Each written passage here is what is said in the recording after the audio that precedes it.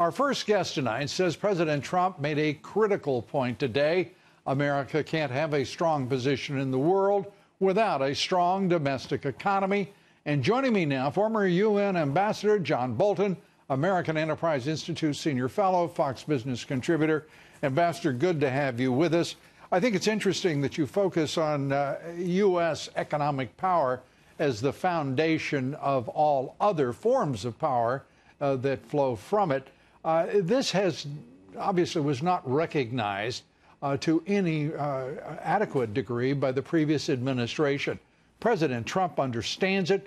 He's living it. He is driving what now, by the way, in the fourth quarter is approaching 4% growth after the second and third quarters reached 3% levels. This is quite a demonstration of leadership on the part of this president. Well, and it's critical to success both domestically and internationally. Under the Obama administration, it was as if our economy was divorced from the rest of the world. But I think the point that the president made in his speech in the national security strategy is that strength abroad requires domestic strength, and the reverse is true as well. That's what peace through strength means. It means that we are unchallenged internationally, and therefore we're free to increase and expand our economic well-being here at home. So that kind of understanding, I think, has to inform all of our diplomacy and power projection around the world. And I think the Trump administration has made a good start on that in the first year. What is there in the, if you will, the American zeitgeist that requires learning lessons over and over? Peace through strength is the 1950s. Peace through strength is the 1980s. My God, what does it take for America's leadership to learn shared wisdom that will apply in foreign policy year after year, constant throughout our history?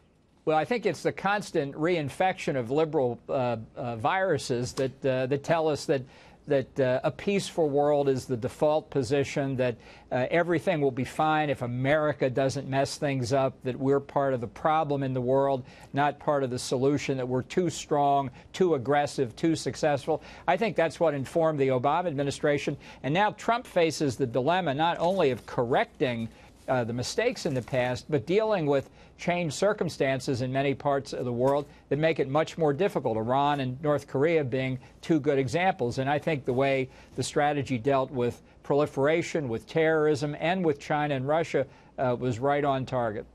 And when, in the instance of challenging both Russia and China, as they surely are challenging the United States and our influence and power around the world, that's the first time we've heard that since certainly 2008 from a president or a man about to be president, and it's an extraordinary statement. Well, I think it's critical to understanding the strategic environment that we operate in. You know, the nuclear proliferation threat, the terrorism threat are the urgent and immediate threats before us, and obviously need to be dealt with, as I think the president did, dealing with the ISIS caliphate, and as he's trying hard to do with respect to North Korea and Iran's nuclear programs. But the broader strategic threats through the rest of this century are Russia and especially China. And that's something you did not hear for 8 years in the Obama administration. And this president is also showing that he can, if you will, delight and revel in understatement just as much as he does hyperbole from time to time. The 14-to-1 vote in the United Nations, in which the United Nations Security Council tried to overwhelm the U.S.'s sovereignty, its support of Israel, and its focus on Jerusalem as the capital, if Israel so chooses Jerusalem as its capital. It was just simply, it had everyone in the Security Council just beside themselves.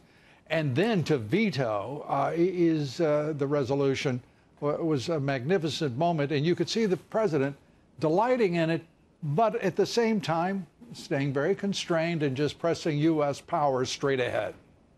Well, I have to say I felt envious with respect to Nikki Haley today. I would have loved to have cast that veto. But that is a demonstration of what American leadership really is. American leadership does not consist of finding out what Europe wants to do and agreeing with them. But we're a year past that, John. We're a year past that, and this is such a great place to be in.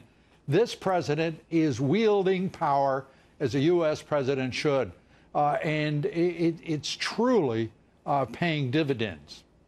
And I think more to come as well. I think the Israel embassy decision is symptomatic of a range of other decisions that are going to be made. I think it enhances the president's credibility, and that's something that's critical as well. You know, President Trump's been criticized by his opponents for being an isolationist, and that's the farthest thing from the truth. It was the Obama administration that was isolationist by withdrawing American influence from around the world, making it a much more dangerous place, much more threatening to the United States. As you say, the farthest thing from the truth, and it turns out, well, whether those are domestic opponents or international rivals, we find they're usually the farthest thing from truth, their utterances and their declarations.